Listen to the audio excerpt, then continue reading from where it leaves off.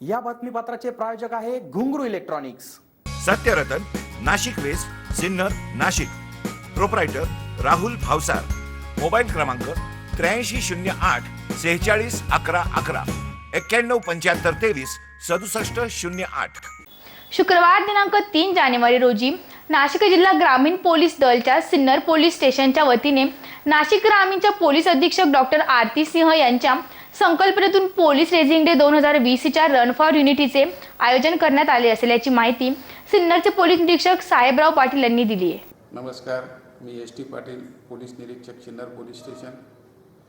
आमचे SP माननीय आरती सिंह यांच्या संकल्पनेतून सिन्नर शहरामध्ये रेझिंग डे निमित्त रन फॉर युनिटी या कार्यक्रमाचे आयोजन करण्यात आलेलं आहे।